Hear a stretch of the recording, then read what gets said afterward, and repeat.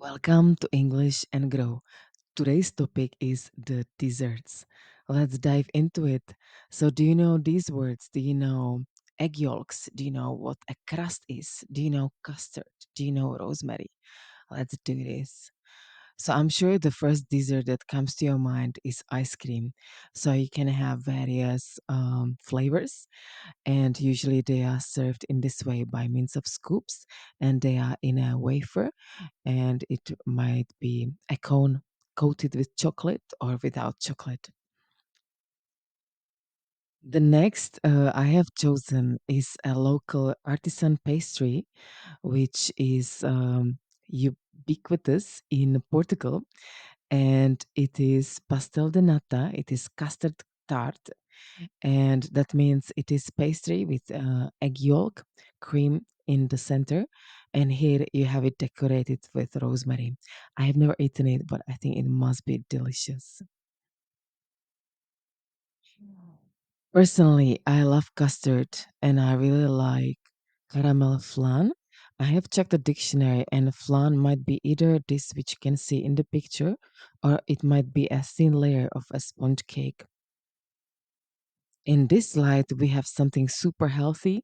Some people are on a diet, and the only dessert they can have might be, for example, chia seeds with diced fruit.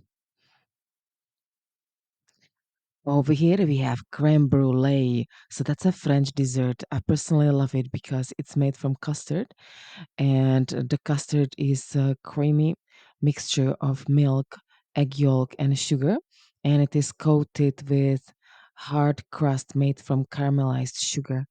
And you can also sprinkle it with sugar and decorate it with some fruits and rosemary again. Here you can see pastry, so you can have croissant, you can have puff pastry, Danish pastry with whatever filling, marmalade, chocolate again, or some walnuts or raisins. Here we have a cheesecake, which is based on a crust made from biscuits, and then you have a thicker layer from cottage cheese and egg yolks again, and sugar, of course. And you can have a thick layer of fruit, as you can see here, also. Now, macarons. I feel like saying again, this is my favorite. So, macarons, they are made from almond. I believe they are actually made from egg whites, and they have some awesome, fluffy, creamy filling. You can have a bunch of flavors like coffee, orange, you name it. Here we have some awesome colors again. So, these are jelly beans, and you can use artificial or organic colorants. This is a meringue. This is from egg whites, and you can flavor it with cinnamon. My grandma, she would actually use it with grated coconut. This is from egg whites again. Dessert is called pavlova, and like I said, it's from egg whites. So the difference from meringues and pavlova is actually pavlova have fruit in the center. You can also have some extra creamy filling in the center. All right, this is Turkish or Greek dessert, and it's called baklava. And let me explain it. To make it, you use phyllo dough, or they call it phyllo pastry.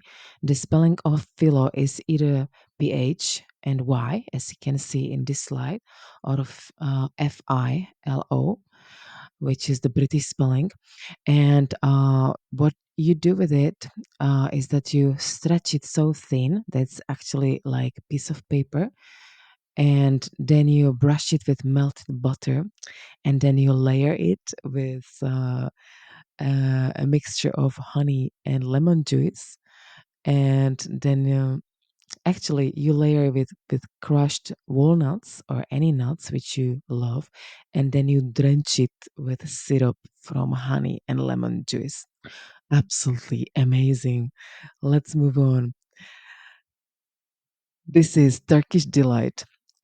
This is made from sugar again. It is diced, or It is sold in these square shapes.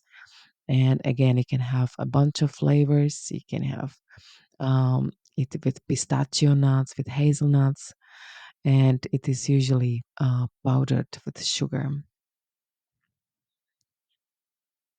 And this is something traditional again. This is from Asia. This is from India. It's called kheer.